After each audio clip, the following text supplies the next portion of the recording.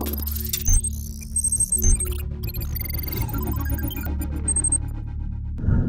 hot topic doing the rounds the past few weeks has been the crisis in the Indian automobile industry. And we're not just talking about a sales slowdown anymore, we're talking about the larger economic impact and, of course, potentially what happens with all the jobs that are at stake. To speak about this, I have with me right now industry statesman and chairman at Maruti, that is, of course, Mr. C Bhargava. Good to see you, sir. Thank you. I wish it was under better circumstances, but always a pleasure to speak with you, so thank you. You know, of course, how much of a crisis this has turned into now. Sure. The reasons are obvious. I think we have now also spoken about it for some time, and so have you actually been vocal about it. For a sense of why it has come to being such a huge crisis today, and why it has not been able to be controlled earlier, give us a perspective of how you see us having reached this point. The slowdown or lack of growth started almost 4 quarters earlier. But in the first 3 quarters, it was either just about zero or it was minus a small number. It was not alarming. Something to cause any alarm anywhere. This last quarter, like Q1 of this year, is 18.6%. And I think that's what set everybody suddenly woken up and said, what's happening? And it's happened in the car industry, it's happening in two-wheelers, it's happening in commercial vehicles. Yes. And the impact on the economy, people are only looking at jobs in the factories of the vendors or the factories of the manufacturers. But that's actually a small part of the impact. Unfortunately, our system of reporting employment and what our economists advise doesn't go what happens to a car after it leaves the showroom and what kind of jobs are created in the transportation of the car, in the sale of the car, insurance, financing, then the drivers who are employed by people who buy cars, these driving schools, repairs, petrol pumps, the kind of things which happen downstream is not even visualized, I think, by people recording employment. So the impact, of course there's an impact in the factories, but it's not earth-shattering. But what's happening in the rest of the economy, I think, is going to cause a lot of worry.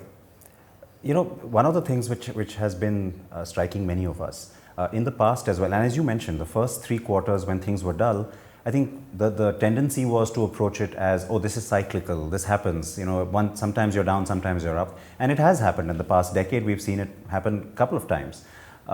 Would you say that part of this realization that we're onto something much bigger here, which is perhaps a little out of the industry's control now as compared to just a cyclical slowdown, comes from several factors? I think it started as a cyclical slowdown. But what has aggravated the depth of the slowdown is that this year, the cost of the car to the customer has gone up an amount which I think has never happened before.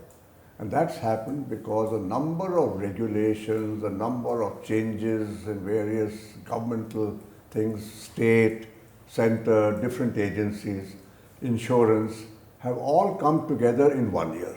I think there's nobody who, and there is no agency for this, who visualized that if all these things are happening and they're happening together, what impact will it have? If you look at road tax, several states in the last 6-8 months have increased road taxes from 1% to up to 5% of the cost of the vehicles. That's a huge, huge amount. Insurance has gone up by a few thousand rupees. The safety regulations have all come into force, whether it's airbag, whether it's ABS, whether it's side body impact, and you know how costly these are. And of course, the BS6 changeover. Okay, Maruti is the only manufacturer so far. I'm not including Mercedes and things. I'm talking about the mass market, who have put 6 or 7 vehicles Yeah. of BS6 in the market, and the cost impact is there. Others haven't. But this impact is going to be felt. And the result of all these 4 or 5 things coming together is that the price of the car to the consumer, and which is what matters, Yeah. has gone up very sharply. As much as 10-12% in some cases. And 10% increase in the car price is not small. You know, when we have done price increases, it's been 1%, 1.5%, that kind of thing. Suddenly you have a 10% increase in price. What compounded this problem of price increase further was the banking crisis, NBFC crisis. The amount of money available for auto finance has come down by almost 1/3. The banks started asking dealers to provide collaterals up to 50% for inventory financing, reduce the ability of dealers to keep adequate, varied inventory. The customer finance rates had gone up. Now, of course, 1-2 banks have started cutting down after the government and the Reserve Bank have put pressure on them. They have now started cutting down.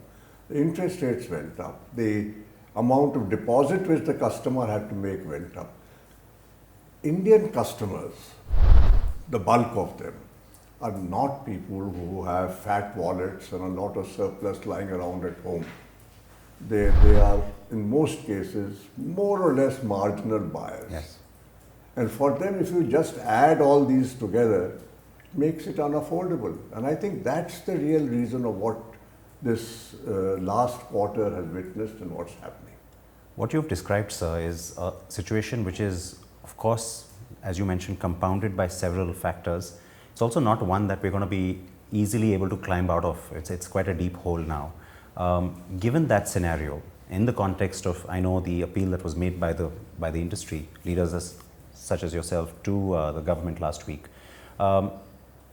is there an understanding of the fact that these are unprecedented times at the government end? I think so. Yesterday, the Prime Minister's interview was in Economic Times. Yes. And I may be wrong, but I think it's the first time that not even at the Prime Minister level, at the ministerial level, somebody has said that IC vehicles and EVs have to coexist. Yes. I mean, I don't remember, you might remember, who's ever talked of IC vehicles, and that auto crisis we have to solve. Now, the Prime Minister saying that means that he is priority item. Become aware of what is happening. And if the Prime Minister becomes aware and takes cognizance of something, things happen. The second thing is the Finance Minister. In this meeting with the Finance Minister, and this is the first time I've attended a meeting with the Finance Minister, I've never attended a meeting with her before, I was quite amazed at her ability to cut to the bone, to analyze clearly what people were saying. You know, people talk a lot of irrelevant things. She would just say, no, but answer Heart of this. the matter, yeah. She's very sharp and very, very good at this. So I think with that combination and the Finance Minister becoming fully aware of this crisis, and she knows it affects the economy, the budget, tax revenues and everything, I think that we should expect government intervention. But government has to become fully aware of all the factors which have happened, and like this, states going off and imposing road tax, insurance doing something, banks doing something. I think all these things have to be attended to, and in many cases are autonomous institutions, so it's not easy. But I have confidence that the Prime Minister and the Finance Minister, if anybody can make this change, these are the two persons who can make it change. Oh, for sure, and that's where the expectation comes from. Are you worried about some of the reports that suggest that when it comes to someone like the Finance Minister or the government in general, looking at a GST cut, some of the proposals that have been taken to them, the fear being that if they do it for one industry, they'll have to then start doing it for every other industry that comes to their door. Is that a valid excuse, you think? No, this is something which the government has to look at and decide. Measure the enormity they have to look at the pluses and minuses and decide what is the right thing to do. In 2009, 2014, there was again a downturn, yes, like what we are talking about. It was not as deep as this one is. Both times, GST was cut by 4%. So it's not that there are no precedents for this happening. But whether in the current situation, with the current financial difficulties of the economy as such, whether this will become possible or not, only government can decide. I can't make a view. The industry has made its representation, but the ball is now with the government, and nobody can prejudge what they're going to do. But along with this, I think some of the other factors which we are talking about, for example, that insurance, okay, it's a Supreme Court order, but even going to the Supreme Court and saying that, look, putting 3 years insurance altogether doesn't solve any problem. What happens after 3 years? Is it that the cars can run without insurance? Yeah. So the problem which arises after the first year will arise after 2 more years. It's not a solution of anything. It's not a reform in any way. Yeah. It's not a solution. So that's kind of thing. States, well, please roll back this road tax another year or 18 months till this industry is over, and then do it.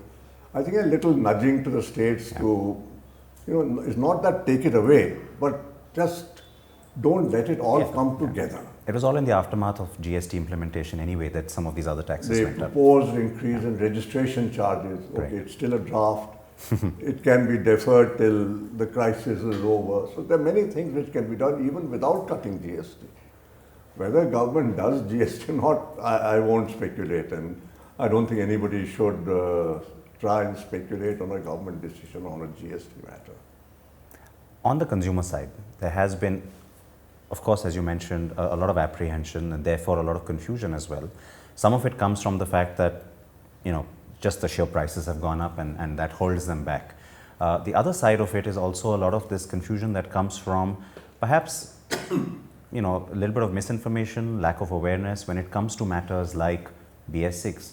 I mean, there is a percentage of buyers or potential buyers today who believes buying a BS4 car today means they won't be able to run it from next year.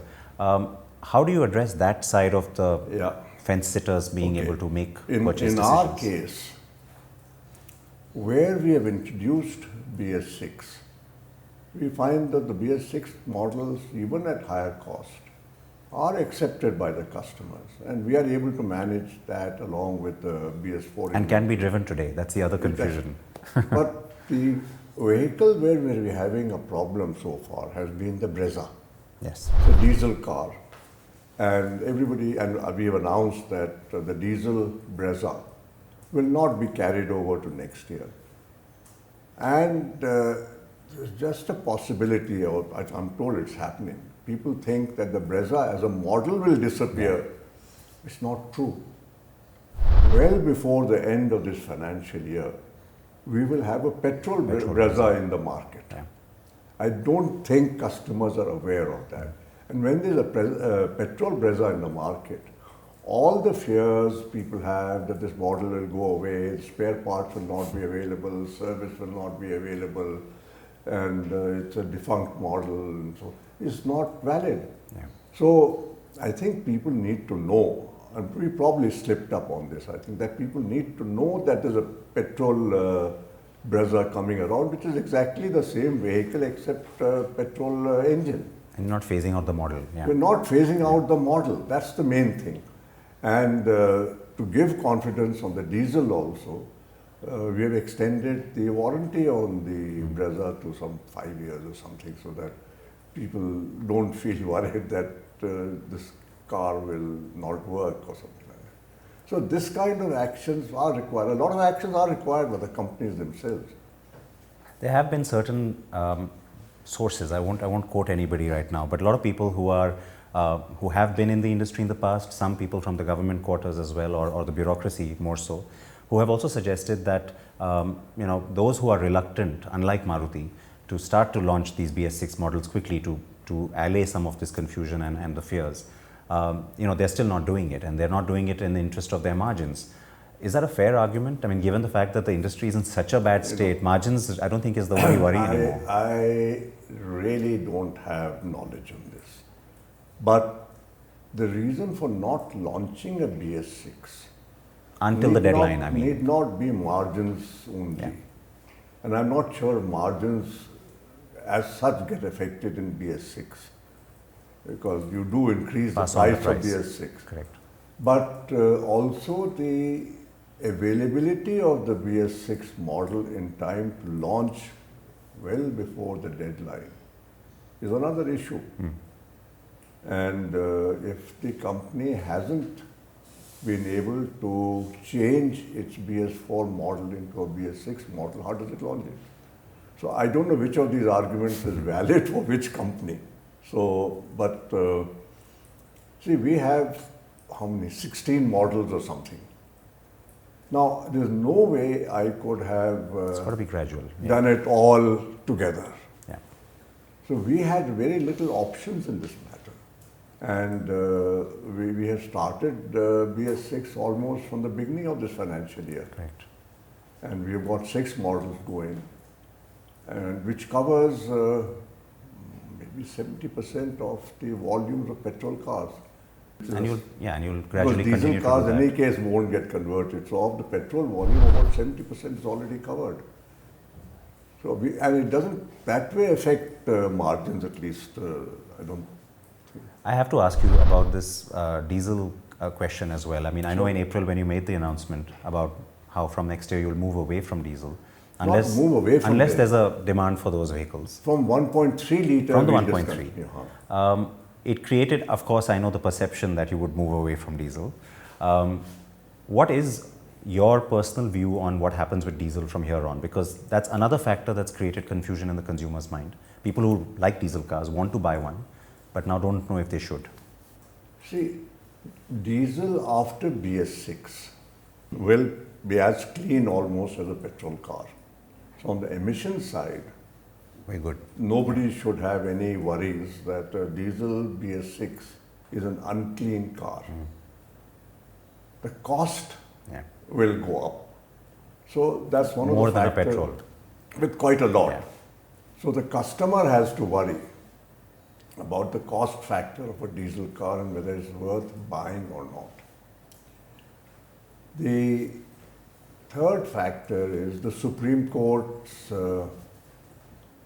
decision that diesel cars beyond 10 years is the NCR. Yeah. Now that creates a feeling in other parts of the country also. Could happen there too. That when will this 10-year thing come to us? Yeah. So petrol continues for 15 years, diesel only for 10 years, although in terms of cleanliness there's not much difference. So whether the Supreme Court will review this decision, not review this decision, nobody knows. But to me, it would certainly help diesel sales in the future despite the cost increase if both were put on par. There's no reason why diesel cars with BS6 should be treated differently from BS4. The fourth factor is hybrids. Yeah. If I have a petrol hybrid, and I'm talking of Toyota's hybrid technology, not of this others which are not so efficient. The petrol hybrid and the diesel are roughly at the same cost level, and they roughly then give the same fuel economy. Yeah. So the customer then gets a choice that should I buy a diesel car or should I buy a petrol hybrid? Europe, you're seeing that diesel cars are going down and people are moving more and more to petrol hybrids. Yeah. What our Indian customer will do is still not clear, but that's another option. So all these factors will come into play, and how to predict the result? It's $1 million question and nobody has the crystal ball for it. But I have to ask you this. I mean, again, your opinion or even the opinion within Maruti, when it comes to hybrids, I mean, there's been such a massive argument in the favor of incentivizing hybrids because in India, people don't know about them. We've never had them. And especially in this scenario where, as you say, you know, a petrol hybrid could be step one to electrification. It could, of course, be a great alternative to diesel as well. Would you like to see some of these GST benefits, etc., apply to hybrids, the full hybrid, not the small hybrids, not the micro hybrids? But would you like to see that happen? I would personally like to see GST benefits being related to the cleanliness of the car. The greener the car, the better. Conventional IC car is obviously the worst. Although, when we talk of emission, I must bring this to your attention, and which I think people forget, that so far in India, the pollution which is in NCR or most other cities is not because of cars. Not because of Cars. I'm not talking about auto vehicles. Sure.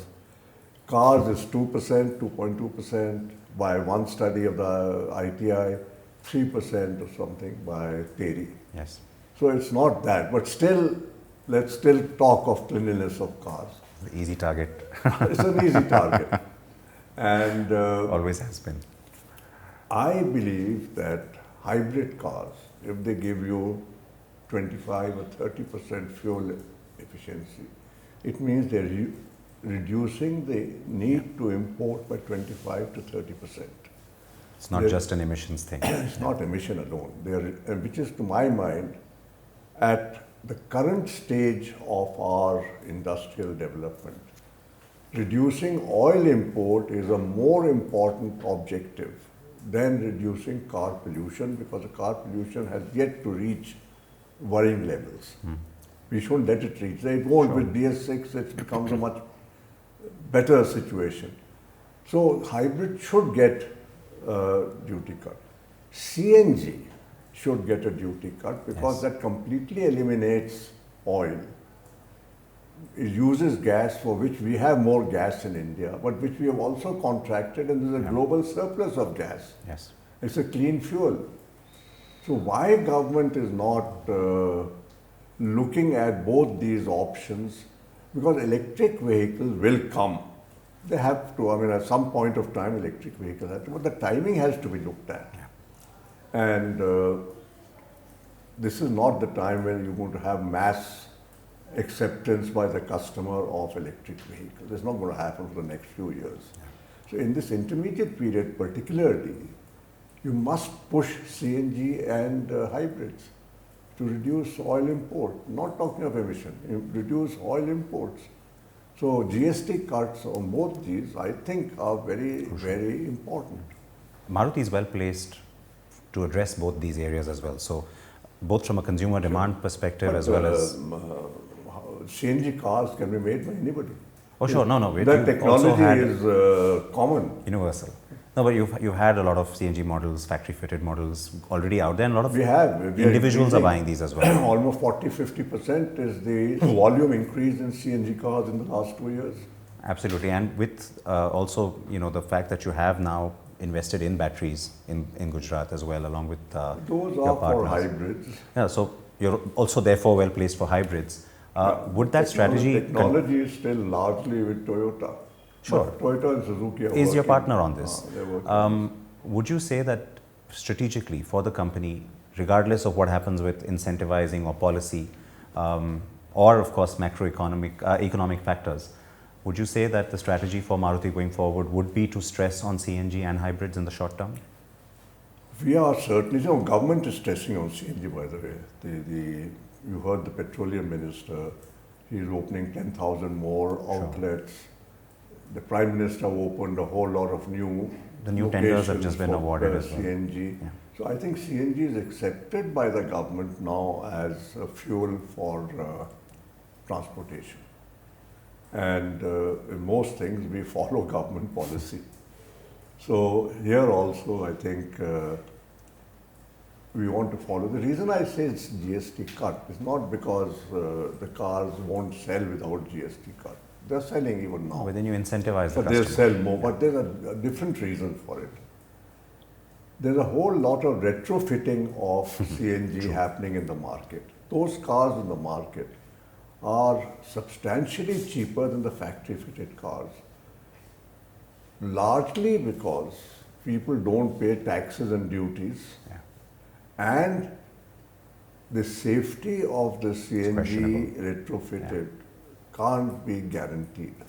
You know, we have had no fire incident with a factory-fitted CNG car, but there have been a number of incidents of fire with factory-fitted, with the CNG cars. Aftermarket, yeah.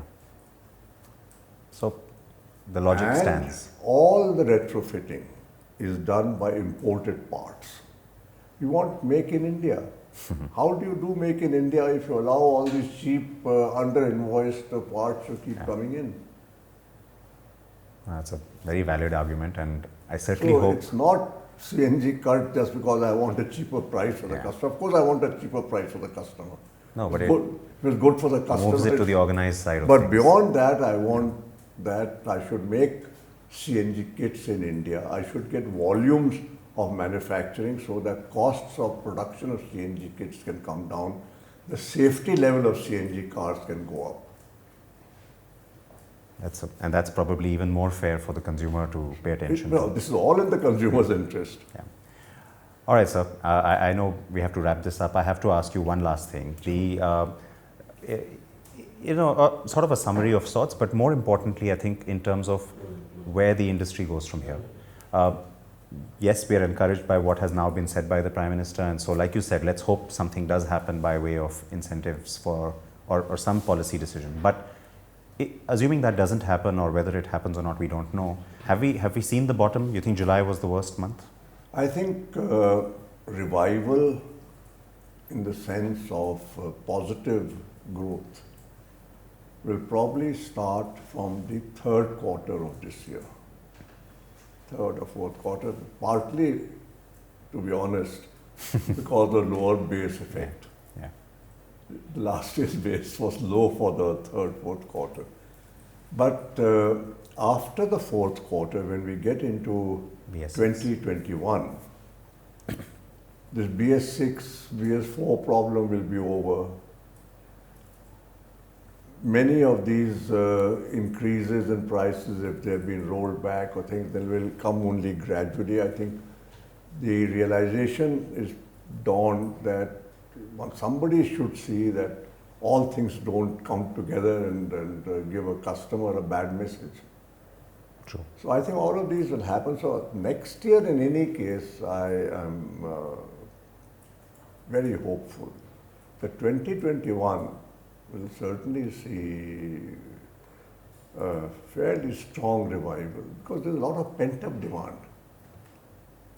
We will wait to see, of course, how quickly that can happen. Yes. I know the festive season and then the onset of BS6 are the two next milestones in a sense.